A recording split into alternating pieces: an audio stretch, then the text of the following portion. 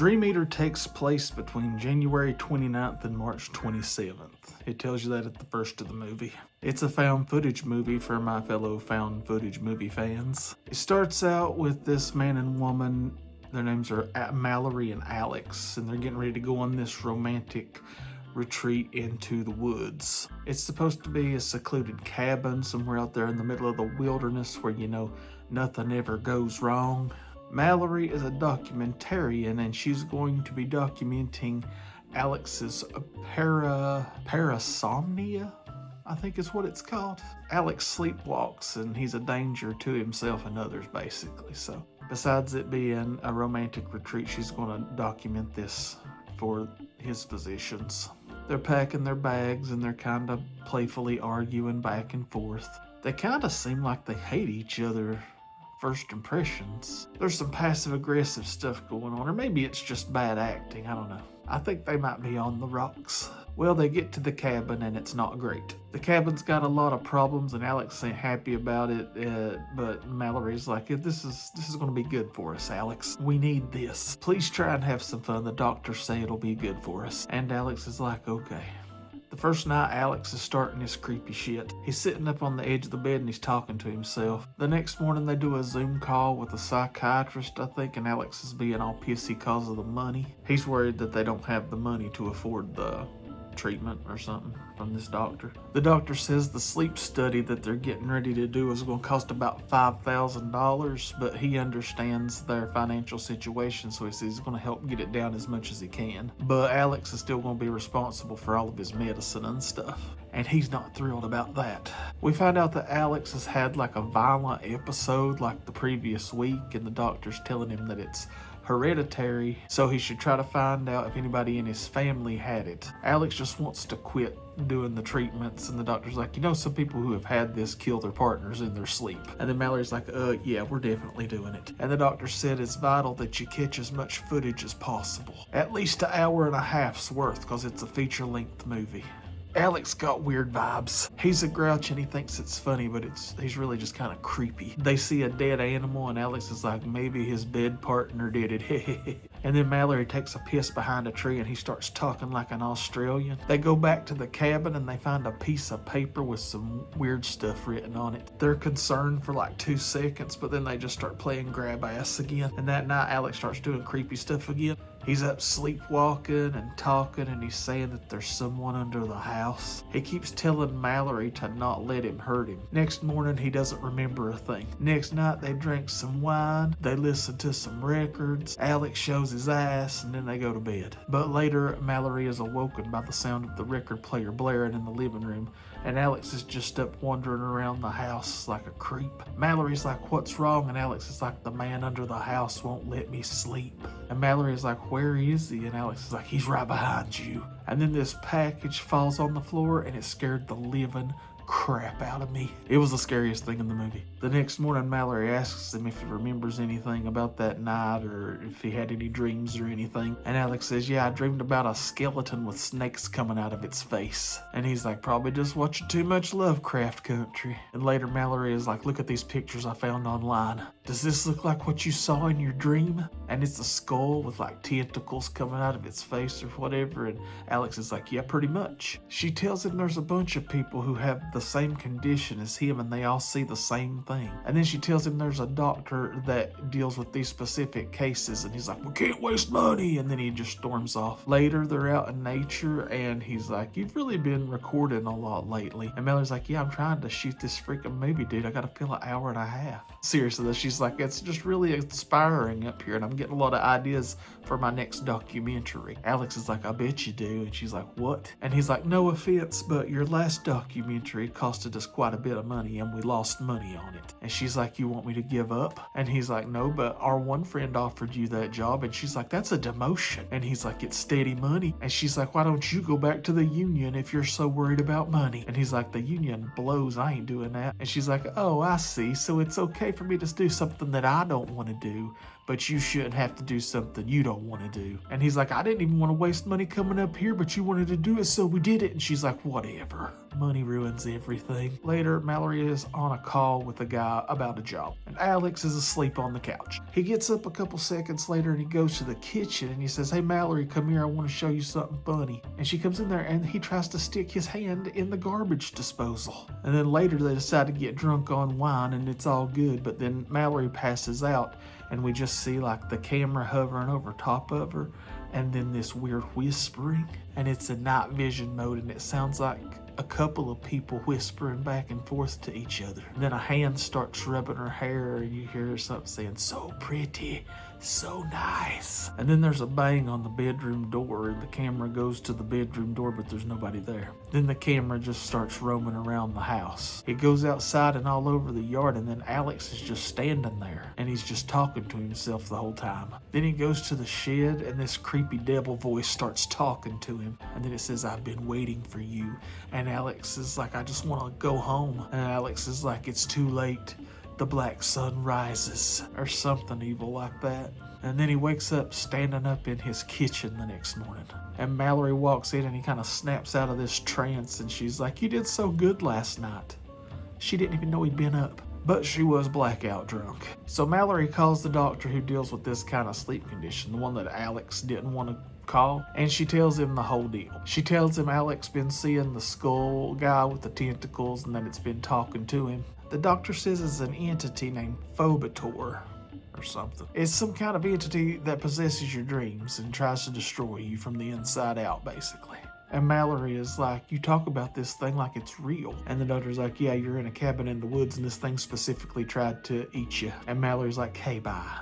Because she thinks he's crazy now. So she tells Alex she called him and he's like, you betrayed me, and he storms off. But he comes back and he's got some mysterious gunk all over his hands, and Mallory's like, make sure you wash your hands before dinner. And later that night, Mallory wakes up and he's standing in the doorway being all creepy, and he says, what looked like morning turned out to be the start of an endless night.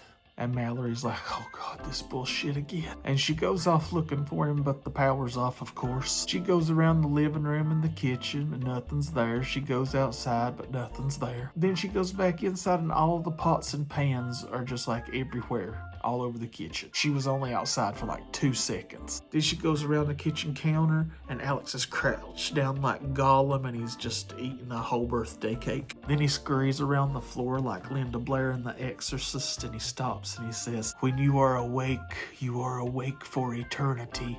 And then he screams real loud. The next day, Mallory calls Alex's sister and she's like, the romantic getaway isn't going so well. I need to know about his family's medical history. He won't tell me anything. And his sister's like, when he came to us, he was a mess. So basically Alex is adopted. Mallory is like, do you have any info that might help? And his sister's like, well, I'm a Christian, so it's hard for me to say. But Alex was raised in a cult, like a Charles Manson type deal. And Mallory is like, we never had this conversation.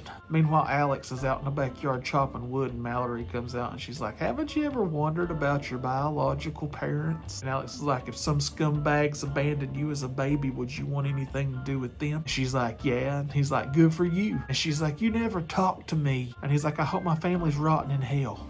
Stop asking me stupid questions. And she's like, Alex. And he's like, sorry, I don't know what came over me. I'll never speak to you like that again. I would try that next time I need to blow off steam to my wife, but she would probably hit me in the head with the frying pan. Later that night, he apologizes and said that his childhood was just really stressful and the whole time was just like a fight for survival. And he said he's just sorry, but the whole time he's telling her all this, she's got her boobs out, and that'll make a man say all kind of crazy things. But he seems like he's genuine in the moment. He's just got a Greek demon inside of him. Later that night, it's dark and there's banging sounds and whispers. Mallory gets up and Alex is gone. She searches around, but she don't see anything. Then Alex whispers, hi, Mommy. And Mallory whips around and sees Alex at the top of the staircase, and then she falls down the stairs. And she's like, this shit's getting old, Alex. Guys, you need to find you a woman with this kind of patience. At this point, he's tried to kill her a few times, and she's still following him around with a camera. The next day, Mallory's looking for Alex, and she goes outside, and he's in the snow just standing there. And he says, "Did you hear a baby crying?" And Mallory's like, "Let's go back inside." Alex is like, "I'm just going to stay out here for a while." And Mallory's like, "Peace." She goes back inside, and she starts researching on the internet again, and she finds a clip of this show called Unresolved Mysteries. It's from the late 90s, and it's kind of like a generic Unsolved Mysteries. And the whole episode is about the cult that Alex's parents were in. His dad was a cult leader, and his mom had been abused by all of the members of the cult and became pregnant with Alex. She ended up killing all of the cult members because she had the same sleep condition as Alex. She was in labor when the cops came and arrested her. She said she didn't remember killing the cult members, and the next day they found her hanging in her prison cell with the words "endless night" scratched in the wall. Later, Alex and Mallory are having dinner, and Alex like, "I love it here now. I booked us another week." And Mallory's like, "I want to go home." Alex is like, "Right when I'm starting to enjoy myself, you want to leave." And then they have a fight about it, and he storms off. Later that night, the noises are happening again, and Alex goes MIA again, and Mallory goes off hunting for him again. He's not inside, so she goes outside. She finds some footprints in the snow leading around the side of the house, and they go to the cellar underneath of the house, and she gets inside, and Alex is standing there naked. She's like, "Alex, please wake up," and she's crying. And she walks up to him and turns him around, and he's like, "Get out of my face, bitch," or something like that. And then it's like a cat and mouse hunt in the dark. He's talking in that demon voice again, and she finally finds him, and he's just standing there with his eyes rolling back of his head, and he's just screaming, and it's creepy as fuck. She makes it back to the house, and she locks the door, and Alex is outside just screaming for her to let him back in the house. He's saying, "Mallory, please let me in. It's cold. What was I doing outside?" And she's just crying, and Alex is like, "I'm sorry, I'm awake now." The next morning, she plays him a tape, and he says he doesn't remember any of it. And Mallory says that he can't wait to see the sleep doctor, that they're probably going to have to call this demon doctor because maybe he ain't crazy. She also tells him that she called his sister and that she did his whole family tree and found out that his mother was a cult member and killed all of the other cult members while she was sleepwalking. And then he's like, "You've been planning this. You just want me as a subject for your next documentary." And she's like, "I just care about you, Alex. You tried to kill yourself 7 months ago. I just want to get you better. I thought I could save you, but I guess I can't. I used to be afraid for you, but now I'm afraid of you." And he's like, "You're afraid of me?" "What?" "Yes, motherfucker, she's afraid of you. Hell, I'm afraid of you." And she's like, "Yeah, so we need to pack and get the fuck out of here." So she packs and loads up the car and goes to get Alex. But he's asleep and won't get up and says he just wants to stay one more night. And she don't want to, but she can't get him awake. So Mallory goes and calls the demon doctor again, and the demon doctor says that Alex's mom and dad were in this cult and they worshipped Phobitor, the demon. And the members thought that if they could impregnate a woman and she had a kid, and the kid made it till age 30, that it would be a permanent host for Phobitor. Phobitor sounds like a He-Man character, right? Is it just me? Mallory is like, "Today is Alex's 30th birthday." And the doctor's like, "Get out of the house." 9 p.m. She's running around the dark house looking for Alex, but Alex is nowhere to be found. The window in the bedroom is open. She keeps hearing noises and she's looking around. Front door is also open. She goes outside and sees that the light in the shed is on. She goes over, opens the door, and there's blood all over the entryway of the door. She finds a stack of creepy drawings with the words "kill her" on all of them. She's running across the yard in the snow. She's breathing hard. It's intense. She makes it back to the house and she's looking for the keys. All of a sudden, she hears whistling. Then the pantry door opens and the key flies out. Then Alex bursts out and he starts crawling around the floor again like Linda Blair. She runs away and turns night vision on the camera. She turns around and sees Alex. He says, "Don't worry, I'm awake now." Then she sees this big Slender Man looking thing standing behind Alex, and she runs out the front door. But when she runs out the front door, he's already running back towards her somehow. And then she slams the door and she runs upstairs and she hides in the closet. Alex follows her and he walks up to the closet and he peeks in through the cracks and he says, "The black sun rises." And then they start fighting.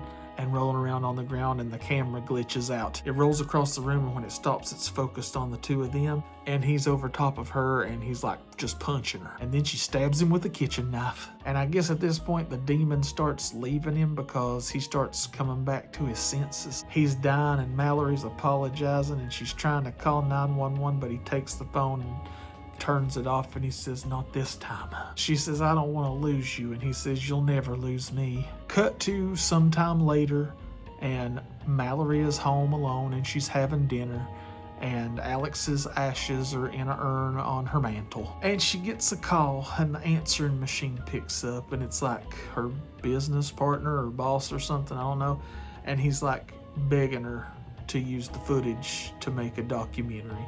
And you can tell she's torn. And then all of a sudden, she runs to the bathroom and she starts throwing up. Then she takes a pregnancy test, and it's positive. Then a dark shadow appears in the doorway and says, "You'll never lose me." Then the figure rushes in, and it's Alex, and he's all bloody and decrepit, and he's got a hole in his chest where she was stabbed him to death. Then Mallory screams bloody murder, and the movie goes off.